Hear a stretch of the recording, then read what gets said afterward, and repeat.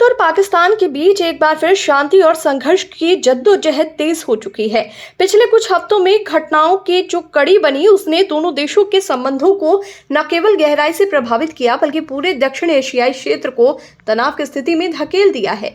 इस पूरी श्रृंखला की शुरुआत 22 अप्रैल 2025 को जम्मू कश्मीर के पहलगाम स्थित बैसरन घाटी में हुए एक क्रूर आतंकी हमले से हुई, जिसमें 25 भारतीय नागरिकों के साथ साथ एक नेपाली पर्यटक की भी हत्या कर दी गई। इस हमले की जिम्मेदारी पाकिस्तान समर्थित आतंकी संगठन लश्कर-ए-तैयबा के एक फ्रंट द रेजिस्टेंस फ्रंट यानी कि टीआरएफ ने ली। भारत ने इस हमले को केवल एक आतंकवादी घटना के रूप में नहीं देखा बल्कि इसे देश की संप्रभुता पर सीधा हमला माना और इसके जवाब में 7 मई 2025 को ऑपरेशन सिंदूर की शुरुआत कर दी। इस सैन्य अभियान के तहत भारतीय सशस्त्र बलों ने पाकिस्तान और पाकिस्तान अधिकृत कश्मीर में स्थित 9 प्रमुख आतंकी ठिकानों पर सटीक और घातक हमले किए। इन हमलों में 100 से अधिक आतंकवादियों के मारे जाने की पुष्टि की गई। भारत का यह कदम पूरी तरह से सुनियोजित था और इसका उद्देश्य स्पष्ट था, आतंकवाद के गढ़ को जड़ से खत्म करना। इस जवाबी कार्रवाई के बाद भारत और पाकिस्तान के बीच तनाव तेजी से बढ़ा। दोनों ओर से ड्रोन और मिसाइल हमलों की झड़ी लग गई। हालांकि भारतीय रक्षा प्रणाली ने पाकिस्तान द्वारा दागे गए अधिकांश ड्रोन और मिसाइलों को हवा में ही नष्ट कर दिया, लेकिन जवाबी हमलों में पाकिस्तान के कई सैन्य ठिकानों और रणनीतिक ठिकानों को भी भारी नुकसान पहुंचा है। 4 दिनों तक चले सैन्य टकराव के बाद अंततः 10 मई 2025 को दोनों देशों के बीच एक सीजफायर समझौता हुआ। इसने एक बार फिर खुली जंग की संभावनाओं पर अस्थायी विराम लगाया, लेकिन इस संघर्ष विराम के बाद भी भारत ने पाकिस्तान पर लगाए गए सभी राजनयिक, व्यापारिक और रणनीतिक प्रतिबंधों को यथावत रखा।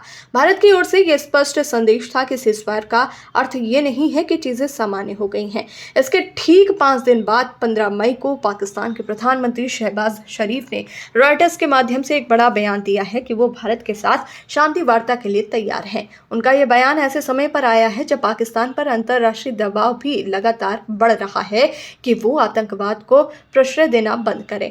हालांकि भारत ने इस कथित शांति प्रस्ताव को सशर्त रूप से ही देखा है। विदेश मंत्री एस जयशंकर ने 15 मई को स्पष्ट शब्दों में कहा कि भारत पाकिस्तान के साथ केवल एक ही मुद्दे पर बातचीत को तैयार है, आतंकवाद।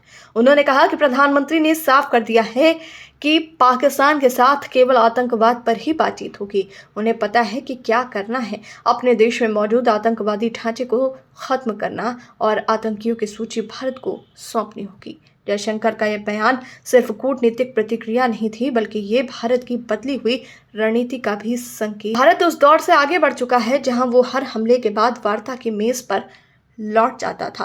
अब नीति स्पष्ट है, बातचीत उसी से होगी जो आतंक का पोषण नहीं करता, जो सीमा पार से निर्दोष नागरिकों की हत्या नहीं करवाता और जो वास्तव में शांति चाहता है, ना कि उसका मुखौटा पहनकर अपने अपराधों पर पर्दा डालता है। ये पूरा घटनाक्रम उस सच्चाई को उजागर करता है कि भारत अब केवल प्रतिक्रियात्मक नहीं बल्कि निर्णायक नीति की ओर बढ़ रहा है और पाकिस्तान को भी ये समझ लेना चाहिए कि अब समय बदल गया है। शब्दों की नहीं, कर्मों की ज़रूरत है। अगर उसे दक्षिण एशिया में स्थिरता चाहिए तो सबसे पहले उसे अपने घर की सफाई करनी होगी, वरना भारत की ओर से कोई भी संवाद तब तक नहीं होगा जब तक आतंकवाद का अंत सुनिश्चित ना हो जाए।